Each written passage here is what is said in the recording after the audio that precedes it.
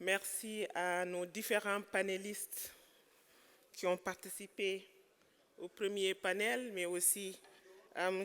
Chertouri qui a été le modérateur, Madame la Présidente du Comité national ITIE Sénégal, Monsieur et Madame les différents représentants des différents ministères ici présents, Monsieur les représentants des différentes organisations de la société civile, les représentants de la Chambre du commerce. C'est avec un grand honneur que je vais modérer ce panel qui porte sur la transition énergétique. Je pense qu'on a eu un panel de très très haut niveau sur les 10 années de mise en œuvre de la norme ITIE au niveau du Sénégal. Pour ce panel, nous avons des panélistes qui nous viennent du ministère du pétrole et de l'énergie, de Petrosen, mais aussi de Women in Mining, de NRGI, et en même temps aussi du secrétariat même de l'ITIE ici au Sénégal. Donc je vais sans plus tarder, je m'appelle Dr Fatima Diallo comme les autres l'ont dit. Je représente le Sénégal au niveau du Conseil mondial de la coalition Publiez ce que vous payez, comme vous le connaissez, qui regroupe 1000 organisations de la société civile à travers le monde qui s'activent sur les questions liées aux ressources extractives de manière générale, mais aussi aux questions liées à la transparence. Donc, j'appelle M. Cheikh Niane, secrétaire général du ministère du pétrole et de l'énergie, à nous rejoindre. Madame Aïssa Toussi, directrice des affaires juridiques de Petrosen. Monsieur Papa Daouda Diène, qui est économiste au niveau de NRDI. Madame Diassé Nyana Diène, qui représente Women in Mining. Sous vos applaudissements, s'il vous plaît. Et monsieur Aliou Badara Pay, secrétaire permanent adjoint du Comité national ITIE Sénégal. Très bien. Nous avons déjà l'avantage d'avoir un panel beaucoup plus genré que le panel que nous venons de terminer. Et c'était intéressant de voir que les interventions qu'on avait eues venant du public, c'était des questions posées par les femmes. Au moins, on s'est un peu rattrapé. Donc, très bien. Le contexte ici de ce panel, c'est la question de la transition énergétique. Je pense qu'on a bien compris à travers le premier panel le contexte dans lequel on est en termes de transparence du secteur extractif de manière générale. Mais aujourd'hui, on est face à une urgence quand même qu'on pourrait appeler une urgence climatique qui interpelle l'ensemble des États. Le Sénégal aussi a sa position ou devrait avoir sa position dans cela. Nous allons nous appuyer sur les interventions du ministère du pétrole et de l'énergie, mais aussi de Petrosen, pour aider à mieux comprendre non seulement la vision de l'État du Sénégal, la stratégie de l'État du Sénégal, mais aussi les plans que l'État du Sénégal compte mettre en œuvre en vue d'atteindre cette transition énergétique qui est tant souhaitée. Et à travers les interventions de M. Papa Daoud Diène de NRDI et aussi de Mme Ndiassé Nyanya Diène de WIM, on aimerait aussi davantage comprendre le rôle que le gaz, par exemple, devrait jouer dans ce débat sur la transition ou dans cette politique, et aussi parler un peu de la question de la transparence dans le contexte de la transition énergétique, parce que je pense que la transparence restera à être d'actualité, même si on s'engage dans la transparence, dans la transition énergétique. Et aussi avec WIM, ce serait très intéressant d'aborder la question de l'inclusion des différents acteurs, donc ce qui implique aussi parler des femmes, parce que comme on le sait, Women in Mining s'intéresse spécifiquement à la question des femmes dans le secteur extractif. Et nous allons peut-être conclure avec notre cher M. Paye, qui peut-être nous dira quel est le rôle de l'ITIE dans ce débat sur la transition énergétique, comment il voit le positionnement de l'État et quels sont peut-être les ingrédients nécessaires dont on a besoin pour atteindre une transition énergétique la plus optimale possible et en vue effectivement de rendre notre secteur extractif un secteur qui est vraiment pour le développement du pays de manière générale, mais aussi pour le développement de l'économie au niveau mondial.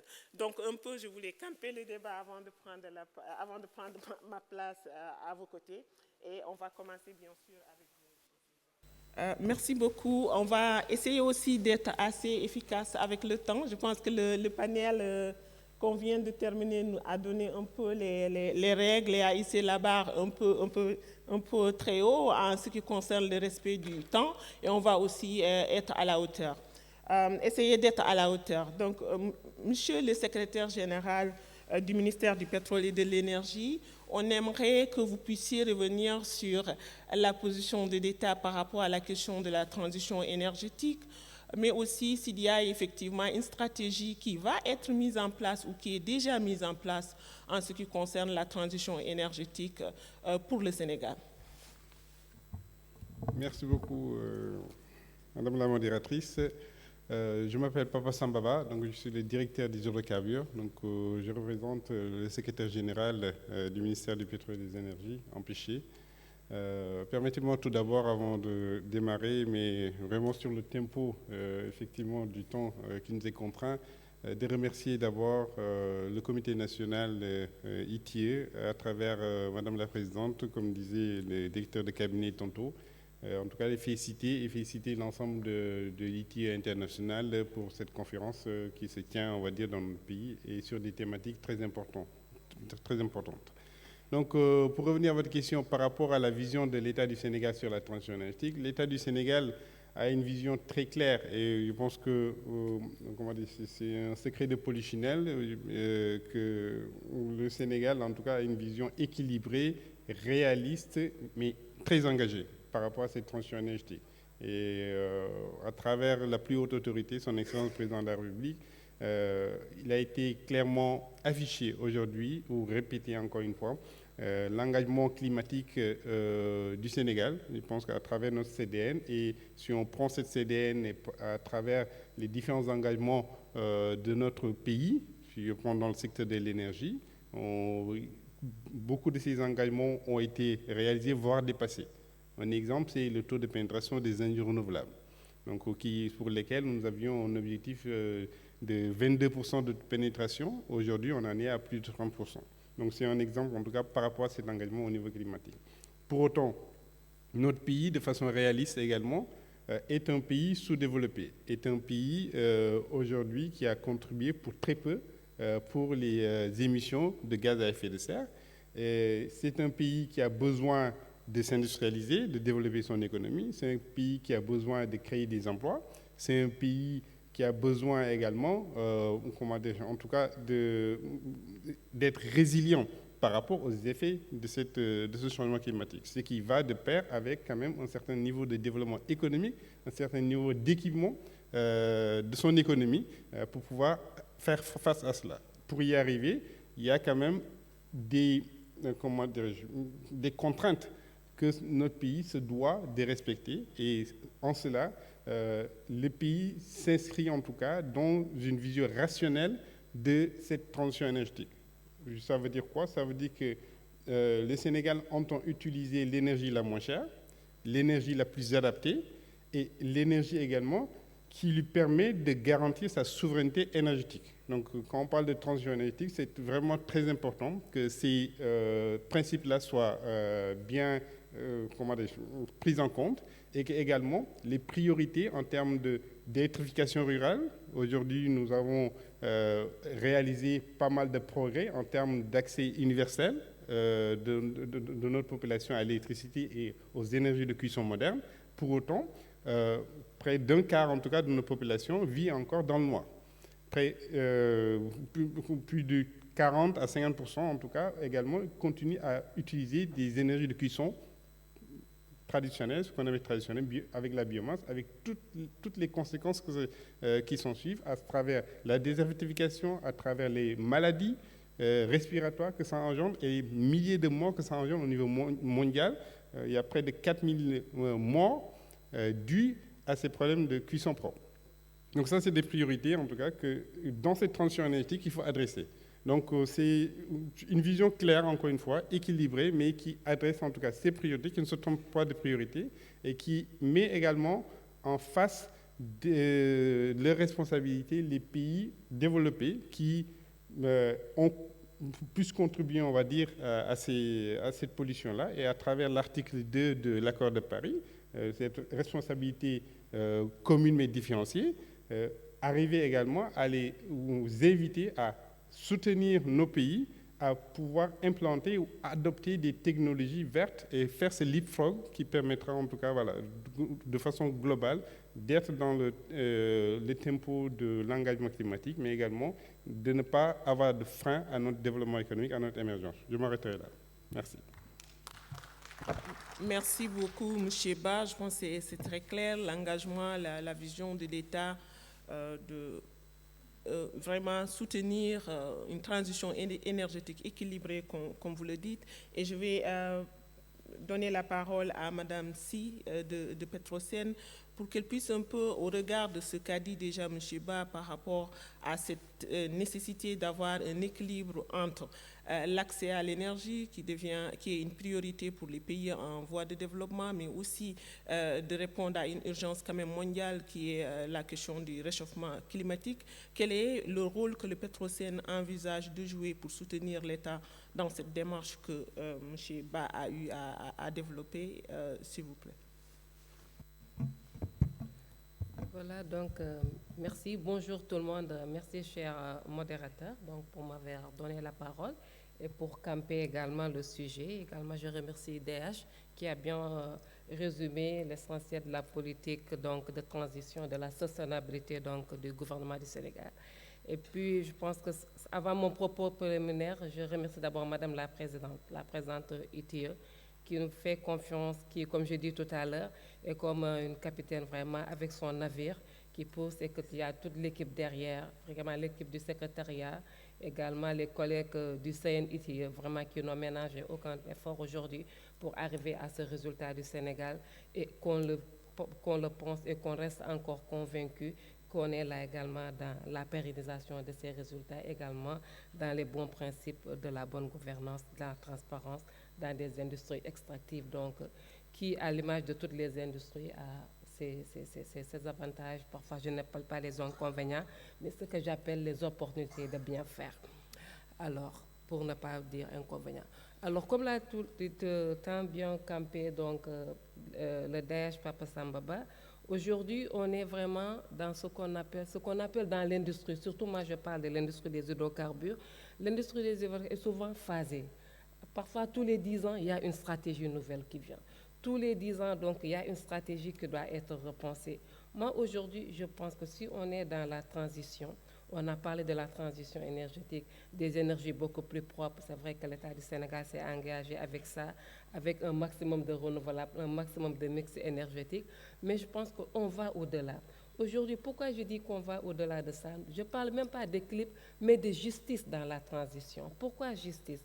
Justice dans la mesure où, avec les pays européens, les pays développés, donc, qui polluent beaucoup plus que les pays africains, il serait aujourd'hui hasardeux de parler d'équilibre ou d'équité. Non, moi je suis sur l'angle de la justice. Justice dans la mesure où on ne peut pas appliquer au Sénégal la même transition qu'en Allemagne. Le Sénégal a pollué beaucoup moins qu'en Allemagne, donc c'est la raison pour laquelle on utilise les effets de levier avec une bonne transition. Aujourd'hui, on a, nous, sur notre bassin sédimentaire, la chance d'avoir du gaz beaucoup moins polluant. Ce gaz peut servir à être vraiment une source de transition, mais une transition bien réfléchie qui doit pas être en fait une transition juste dans le pif, mais bien séquencée. Parce qu'on doit se donner les moyens quand même de se développer, on doit se donner les moyens de pouvoir lever sur le marché international de l'argent à moindre coût. Donc là, je pense que toutes les autorités sont dans cette mouvance-là, toutes les autorités sont dans cette phase. C'est vrai qu'il faut également faire un autre parallèle. On est dans une communauté internationale. Ce qui régit la communauté internationale, c'est juste l'idée de solidarité dans la communauté internationale. Et je pense que si tout le monde s'y met, il y a des règles, il faut les respecter. Le Sénégal, je pense, a pris des engagements au niveau donc, des COP, etc. Donc, il faut juste une transition douce, comme je l'ai dit tout à l'heure, avec un ancrage juridique vraiment qui soit diversifié.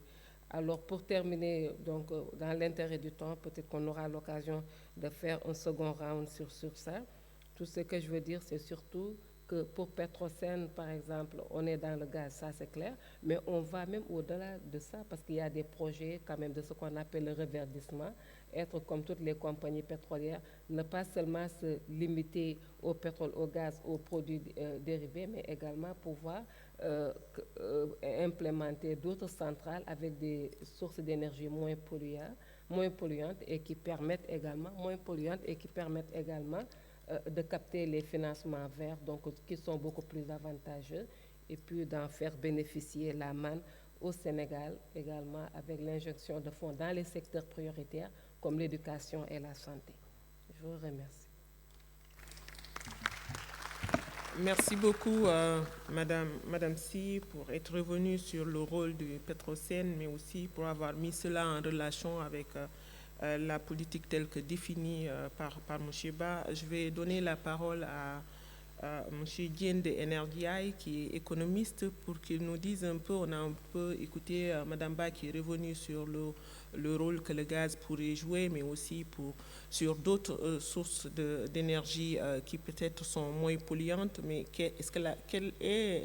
comment la question de la transparence, et on sait que NRDI a beaucoup travaillé sur ces questions-là, tout comme d'ailleurs complétant plus ou moins un peu tout le travail que l'État a eu à faire, mais aussi que le ITE est en train de faire au niveau du Sénégal. Mais comment vous voyez la question de la transparence dans ce débat sur la transition énergétique et aussi la question de la participation publique de manière générale, et surtout comment vous voyez aussi la prépondérance qui semble se dessiner d'une énergie telle que le gaz dans ce débat autour du mix énergétique? Merci, Madame la modératrice. Permettez-moi de saluer et de remercier le Comité national ITIE à travers sa présidente, son équipe, mais également le groupe multipartite pour cette invitation. Donc, par rapport maintenant à la question sur le rôle du gaz, donc nous pensons que le monde doit s'éloigner, est en train de s'éloigner des énergies fossiles progressivement, mais pour un pays comme le Sénégal, comme ça a été évoqué tantôt avec les besoins énergétiques importants, la faible émission, le gaz devrait pouvoir jouer un rôle important dans cette transition énergétique en tant que passerelle vers les énergies renouvelables. Pour d'autres raisons également, telles que le fait que avoir 100% de renouvelables aujourd'hui va être difficile. Bon, il faudra des décennies du fait des contraintes techniques liées à l'intermittence et à la stabilité du réseau, mais également des contraintes commerciales pour que les modèles commerciaux soient suffisamment rentables et que le cadre institutionnel et politique et réglementaire soit suffisamment adéquat pour aller vers cela. Mais voilà. Et également, ce shift du flux lourd vers le gaz pourrait ouvrir la voie à un parcours à plus faible émission. C'est pourquoi nous pensons que le gaz pourrait jouer un rôle important. Là où nous attirons l'attention des autorités sénégalaises, c'est par rapport au soutien politique en faveur du renouvelable qui peut être effrité du fait de cette forte attention sur le gaz. De ce qui est disponible dans le domaine public, au-delà de 2025, on ne retrouve pas de projets renouvelables qui seront online. Et voilà, on a besoin un peu d'avoir cette visibilité d'un rôle décroissant du gaz sur du très long terme. Donc, nous pensons donc que l'expansion du gaz dans le mix énergétique doit être bien dimensionnée pour éviter d'enfermer le pays dans une utilisation de gaz dans un avenir très lointain, alors qu'il y a des alternatives moins chères et plus sûres qui existent. Et concernant maintenant la transparence, cette question de la transparence, elle est essentielle. Et je pense que le Sénégal est relativement transparent au regard des évaluations objectives qu'on a faites récemment.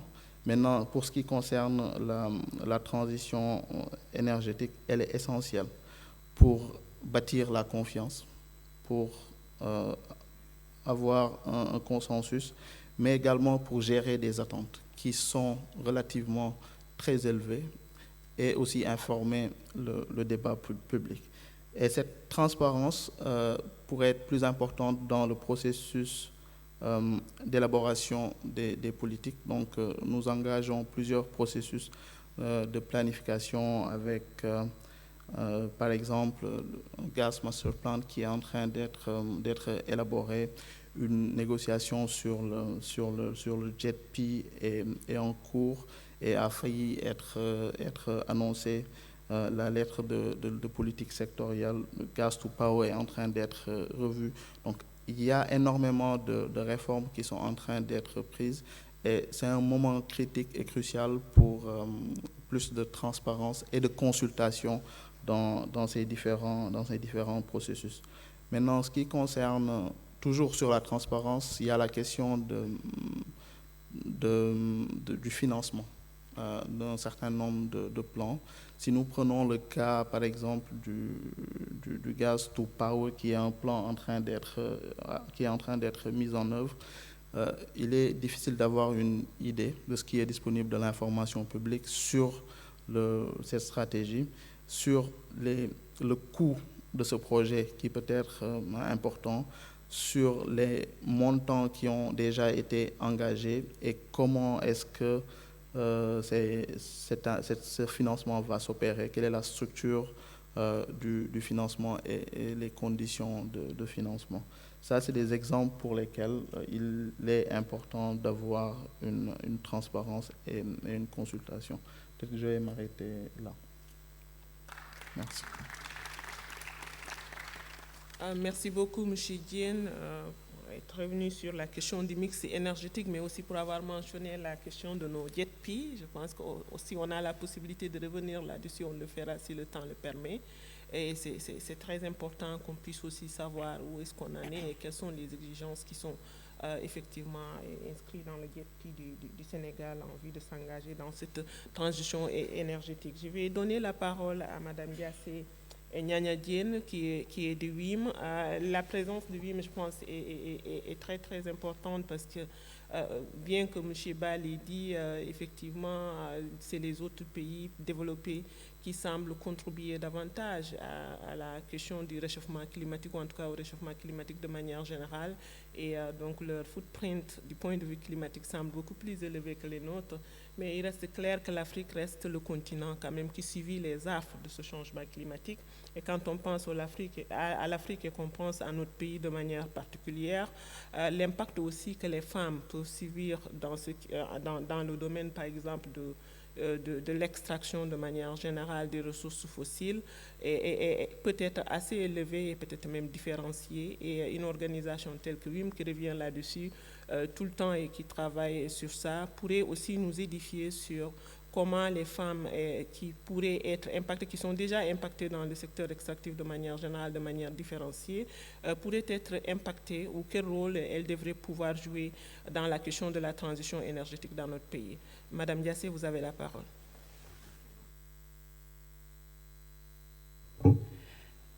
Merci beaucoup, cher Dr Fatima Diallo.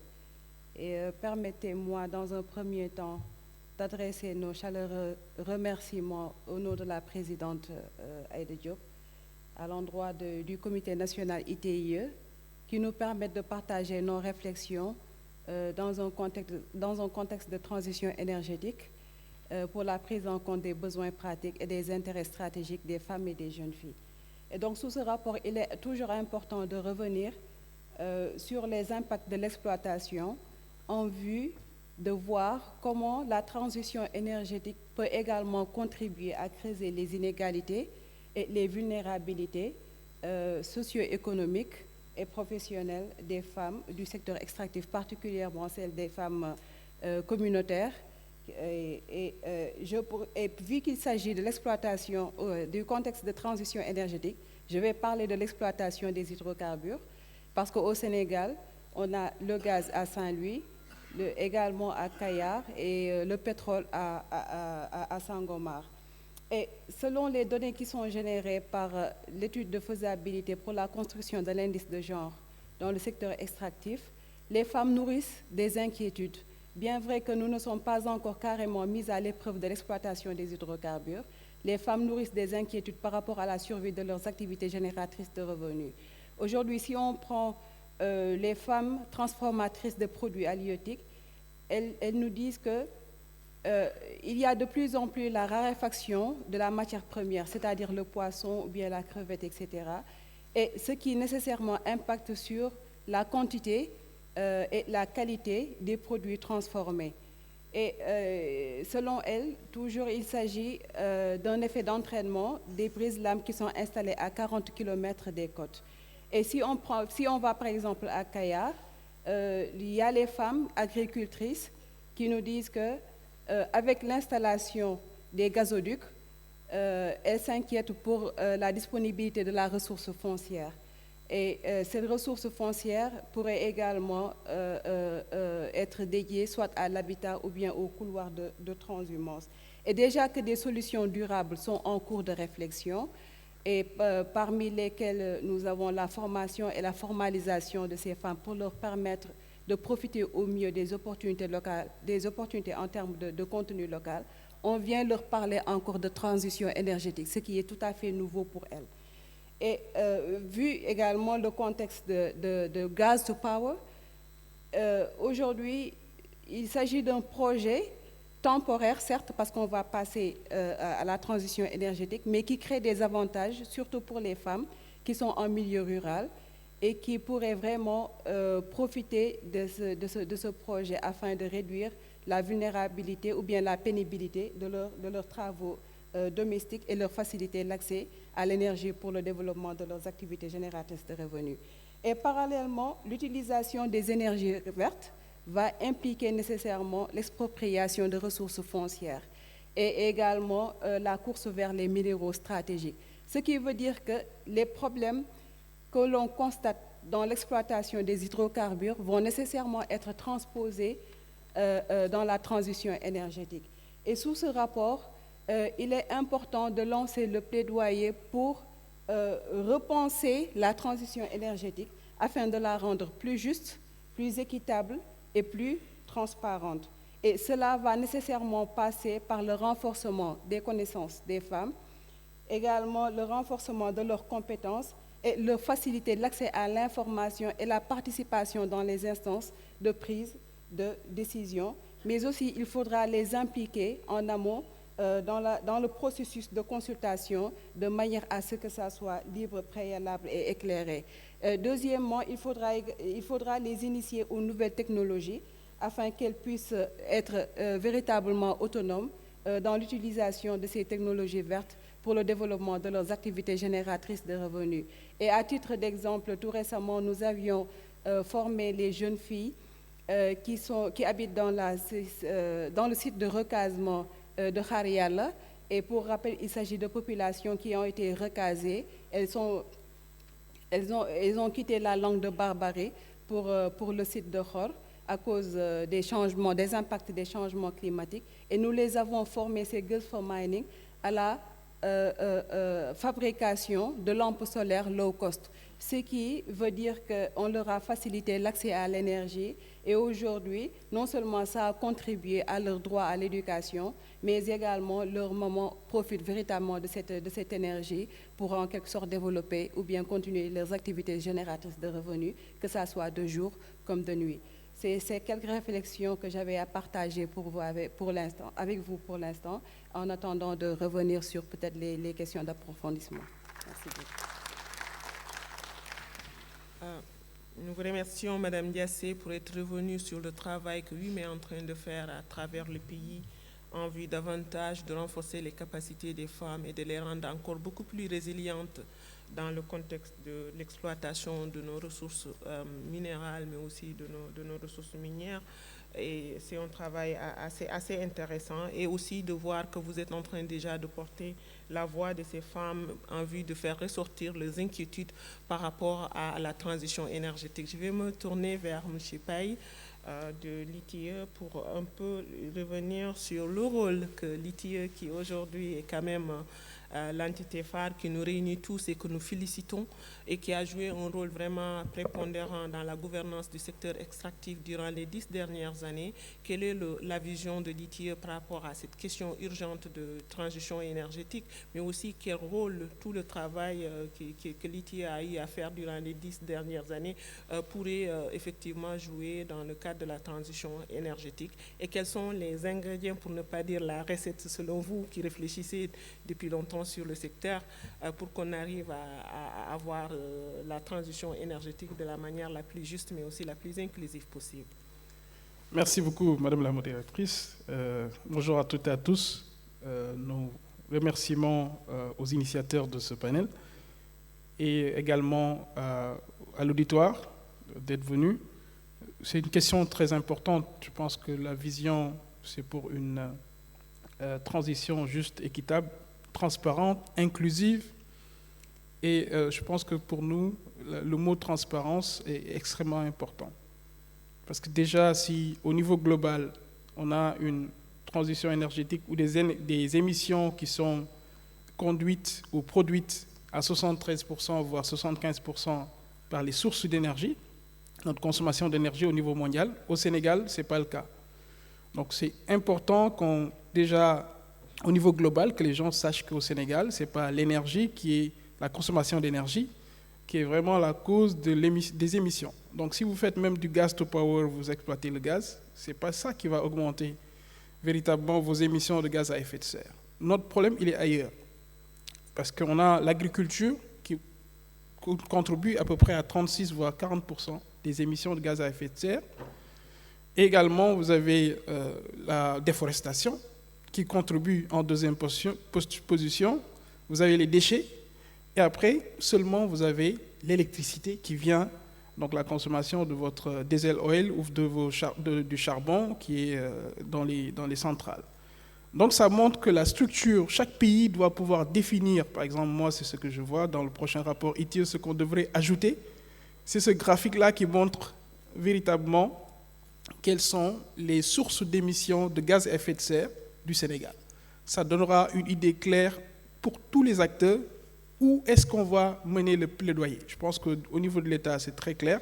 C'est pourquoi l'État tient à mettre en œuvre ce qu'on appelle le PSE vert, le plan Sénégal émergent vert, parce que pour promouvoir l'agroécologie, pour la grande muraille verte, donc la partie sénégalaise qui pour le reboisement, et régénérer également le couvert végétal, mais également pour transformer même les déchets, avoir l'opportunité, il y a un programme national biogaz domestique qui produit des biodigesteurs qui sont utilisés pour engrais, mais également en termes de cuisson propre, de moyens de cuisson propre. Donc, c'est des aspects qui sont extrêmement importants. L'autre aspect sur lequel c'est notre engagement dans l'accord de Paris, de façon inconditionnelle, en l'horizon 2025, c'est de réduire nos émissions de 5%. Déjà, il y a des initiatives qui montrent qu'on va dépasser largement cela. Et en 2030, c'est de 7%, de réduire cela de 7%. La crainte peut être, avec l'exploitation du pétrole et du gaz, qu'on augmente les émissions de méthane, par exemple, liées à l'exploitation du gaz. Ça peut être une crainte. Mais dans le document de contribution déterminé au niveau national, on peut voir quand même que c'est factorisé. Il y a ces prévisions qui sont faites. Maintenant, nous, l'objectif, c'est, comme je l'ai dit, une transition transparente. Donc, suivre, faire le tracking des émissions, c'est un aspect qui a été inclus maintenant dans la norme. Et j'ai taquiné les entreprises ce matin en leur disant, on a corsé la norme. Désormais, vous devrez faire un reporting sur vos émissions de gaz à effet de serre. Déjà, il y en a qui le font dans le rapport de durabilité. Je ne citerai pas les entreprises, mais c'est de très bons exemples. Et je pense que c'est comme ça qu'il faut que l'industrie adopte les bons exemples et que finalement, ça fasse tache d'huile et nous facilite également le travail pour informer le public. Mais il y a d'autres aspects qui sont extrêmement importants, ce que monsieur le directeur des hydrocarbures et madame la directrice des affaires juridiques de Petrosen ont exposé, est maintenant inclus dans la norme, c'est-à-dire le cadre juridique, quelles sont les politiques de l'État en termes de transition, et même l'appel du pied de Daouda, pour dire les sources de financement, quels sont les projets qui sont prévus. Donc tout ça, ça va enrichir le rapport ITIE, donner de l'information juste et la bonne information aux parties prenantes pour mener à bien leur plaidoyer. Mais ça ne s'arrête pas là. Il y a aussi une mesure extrêmement intéressante, c'est-à-dire que dans les réserves des minéraux stratégiques et les ressources de minéraux stratégiques doivent être divulguées dans le rapport. Donc c'est ajouté aux exigences 3.2 et 3.1 qui s'intéressaient à la production et à l'exploration. Ici au Sénégal, on a déjà un reporting sur le manganèse qui est pratiquement la seule ressource qu'on peut considérer comme stratégique pour le jargon international de la transition énergétique.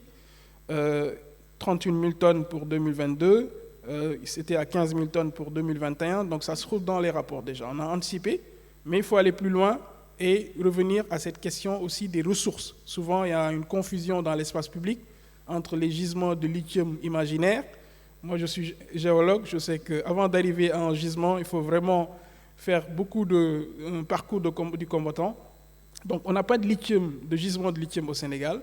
Ce qui se passe, c'est que sur les cartes, vous allez voir des points jaunes, des points bleus, des points verts. Les géologues, ce qu'ils font, c'est qu'à chaque fois qu'ils font des recherches et qu'ils tombent sur une substance minérale à travers les résultats labo, ils vont marquer un point sur la carte pour dire c'est à tel endroit qu'on a trouvé telle chose. Mais ça ne veut pas dire que c'est enraciné, c'est-à-dire qu'on trouve une quantité suffisamment importante pour que ça passe en réserve, en gisement, donc que ça présente des conditions de commercialisation. C'est exactement ces questions-là aussi qu'il faut évoquer dans les rapports. Les autres aspects pour le rôle de l'ITIE, pour moi, ce sera extrêmement important de suivre les dépenses dans les énergies vertes. Ce sera une question, parce qu'on a un plan Sénégal émergent vert qui a aussi une partie pour l'investissement dans ces énergies vertes-là, et ça pourra répondre aux préoccupations qui ont été évoquées, par exemple, par Daouda, soulevées par Daouda, sur quelle est la visibilité du programme d'investissement des renouvelables. Parce que déjà, on a dans le rapport sur les chiffres du ministère du Pétrole et des Énergies, 30% de mix énergétique, donc 30% d'énergie renouvelable qui constitue notre génération d'électricité. Et il faudrait qu'on peut-être garder ce cap-là et même l'augmenter au fur et à mesure que les recettes tombant de l'exploitation du pétrole et du gaz vont arriver pour permettre de faire une transition douce, une transition réalistique et une transition qui permet aussi transparente. Les emplois aussi, c'est un facteur extrêmement important. Ce qu'on oublie souvent, c'est que la chaîne de valeur des énergies vertes ne sont pas au Sénégal. Vous avez la Chine, la Corée, les États-Unis, le Japon, l'Allemagne, dans une moindre mesure, qui sont les pays où on fabrique tous ces composants-là. Je donne juste un exemple pour ceux qui habitent entre Thiaroye et Mbao. On a enlevé toutes les passerelles pour faire passer quoi? C'était pour faire passer les éoliennes, les palettes d'éoliennes de l'Ekela Power. C'était pour aller à Taïba Ndiaye. Donc tout ça, ça montre qu'on a amené clé en main pour monter au Sénégal. Donc vous n'avez pratiquement aucune production locale. Donc ça veut dire que vous ne créez pas suffisamment d'emplois dans le vert pour se substituer à, par exemple, un secteur traditionnel qui est naissant, qui est le secteur du pétrole et du gaz, qui a une chaîne de transport et tout ça. Donc voilà des aspects qui vont nous interpeller et pour lesquels nous, dans notre rapport semestriel de l'année dernière, portant sur le premier semestre 2022, sur les pages 73, 74, 75, nous avons dédié des pages à cette question-là pour montrer même que le réseau gazier du Sénégal contribuera à résorber en partie les émissions de gaz parce qu'il y a un programme de conversion des centrales qui marchent au charbon, qui marchent au diesel oil, qui vont être convertis en centrales à gaz, qui est beaucoup moins polluant que le charbon ou le diesel oil. On a la question même des centrales, des cimenteries, comme Socosim, qui a installé 7 MW de solaire, qu'on a mentionné, pour montrer qu'il y a des plans climat, des micro-plans, et qui s'ajoutent au plan national, qui sont nécessaires à connaître pour que le public sache que voilà le trend que le Sénégal est en train d'emprunter. Voilà les questions sur lesquelles je voulais revenir pour dire véritablement, en gros, le rôle qu'on va essayer de jouer dans cette transition énergétique transparente. Merci. Merci beaucoup, M. Paye, pour ces clarifications. Je pense que c'est très important ce que vous avez dit par rapport aux autres sources d'émissions, notamment l'agriculture et les déchets et d'autres sources d'émissions qu'on doit prendre en considération. C'est très intéressant de voir que vous allez revenir sur le tracking des émissions des entreprises en vue de rendre tout cela public et que les organisations aussi de la société civile puissent s'engager et puissent voir un peu ces émissions-là et puissent aussi inclure ça dans le débat qu'ils ont aussi avec les acteurs institutionnels sur ces questions. Et c'est très intéressant aussi le fait que vous soyez revenu sur la nécessité de voir nos engagements en termes d'énergie verte et de jouer le rôle qui est nécessaire en vue que toute cette transition énergétique devienne vraiment transparente. Nous saluons encore le rôle que ITIE va jouer dans tout cela et nous avons hâte de voir en tout cas des éléments assez concrets.